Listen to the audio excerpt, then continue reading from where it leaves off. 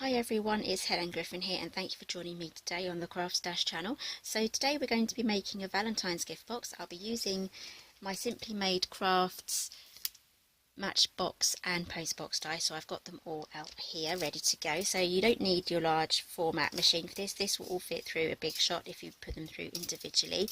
Let's set those aside. So these lovely papers and cards that I will be using today, they're from Crafter's Companion and it's called So Lovely.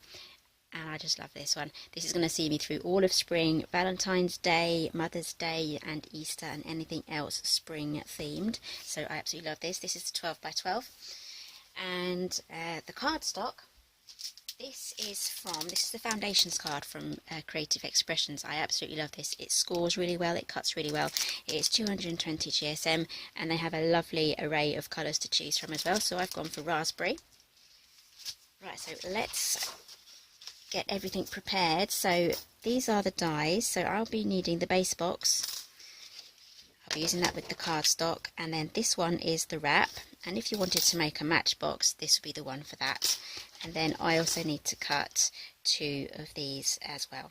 So let's get everything trimmed down so that we can get this through our Big Shots.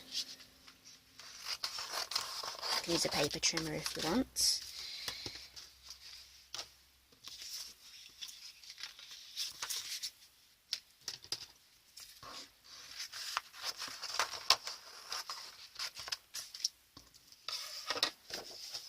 Okay, so let's grab the Big Shot. Can't talk today.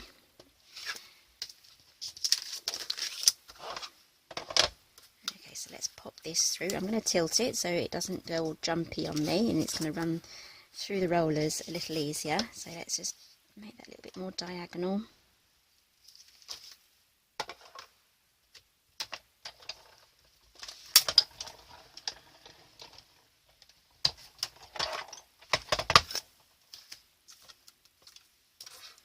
Okay, that's the wrap done.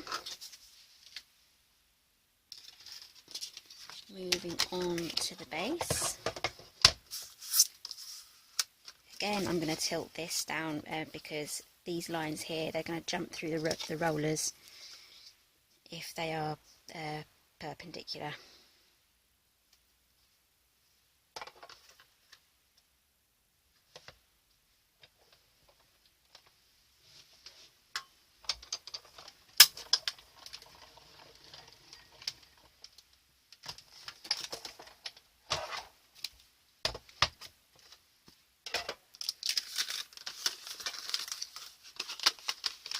Okay, and then we have this rectangle here. I'm going to pop that on there. Let's trim this down a little.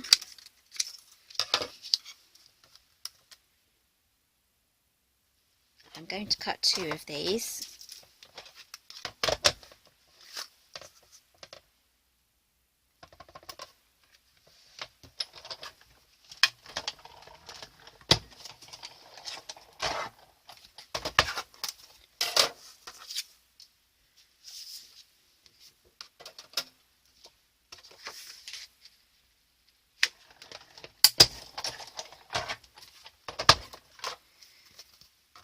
Okay, so we've got everything cut out now so that we can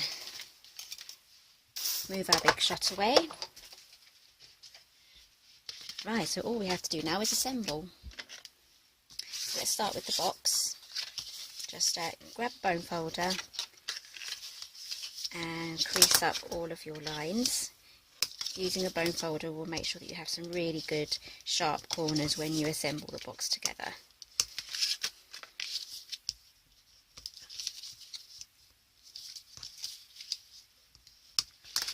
Okay, so I'm going to be adding glue to these 2 and these 2. So I'll be using Cosmic Shimmer today. Going right up there to the crease.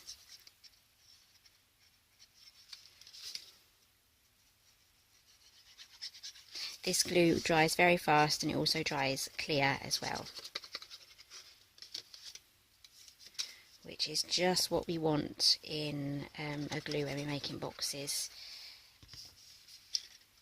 Okay, then you just simply line up the edges like that.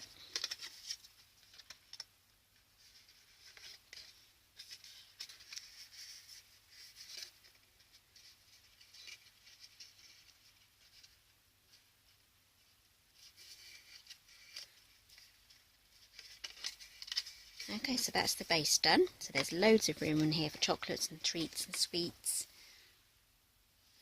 And then all we have to do now is do the same with this one. Just fold down the score lines. And then what we're going to do is we're going to attach this onto here. So we butt this right up against the score line, and then we do exactly the same with the other side. We curl it round. So I'm going to be adding glue to the inside sections of this.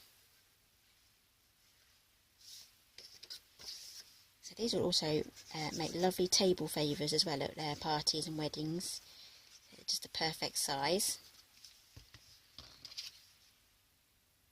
just going to butt that right up to the corner. Sorry, not the corner. Right up to the edge where it folds.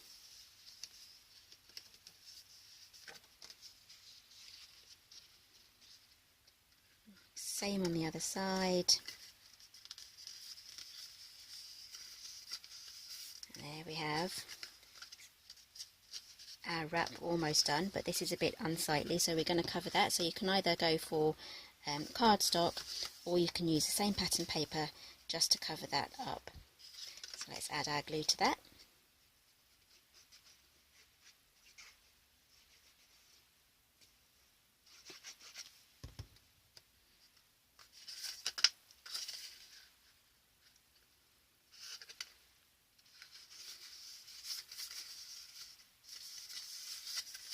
Okay, so all we've got to do now is just pop that in.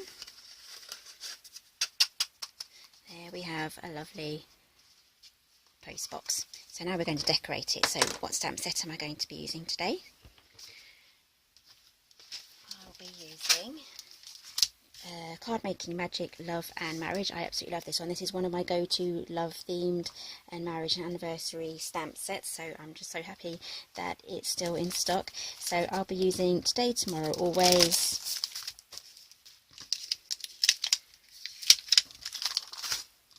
I need to grab myself an acrylic block. Just want to make sure that's straight. I'm going to use my grid lines here and also my grid lines on my block as well, just to make sure that's straight. Not that it needs to be straight, because I'll be cutting out with a circle, so really I don't really need to do that. Right, so what's next? We need to choose some inks. So I've got some new Memento inks here, so I'm thinking maybe this one. Nice pink. Yes, I think we'll go for pink.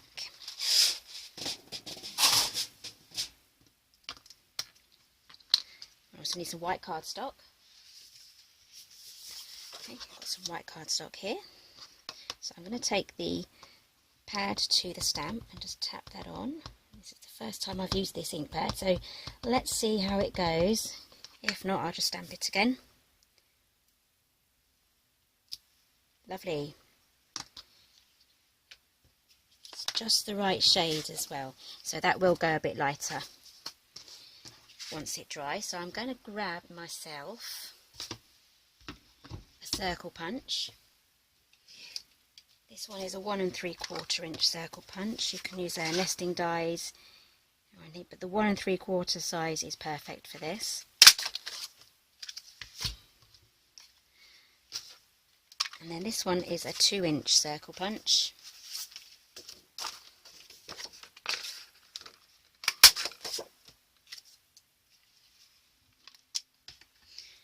So nesting dies will be perfect, especially if you have those nesting dies that does the stitching detail as well. That would be lovely. Oops.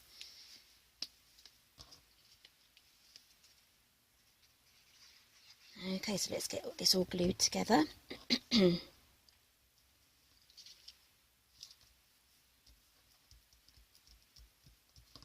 Okay, so I'm going to add some ribbon to this now. Where is it? Here it is. I've made a mess behind me. Right, I've got some silver ribbon here. Some pink ribbon would look really nice as well. So I'm going to tie this round, then I'm also going to tie a bow.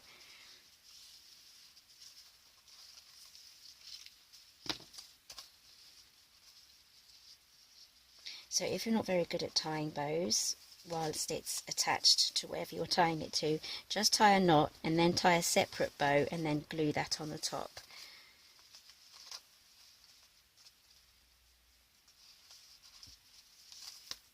That turned out okay. Scissors.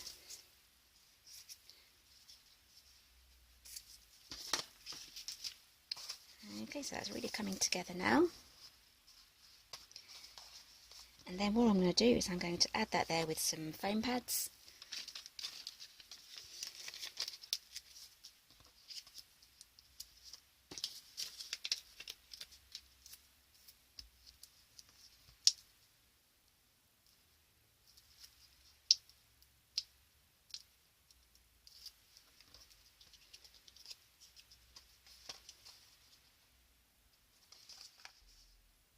So here's my finished project. I've punched out some mini hearts and I've stuck one on there, and I've used foam pads as well just to raise those up. So I'm thinking just a couple more rhinestones or something like that just to brighten up, and then that's our project finished. So thank you for joining me today, and I'll see you next time.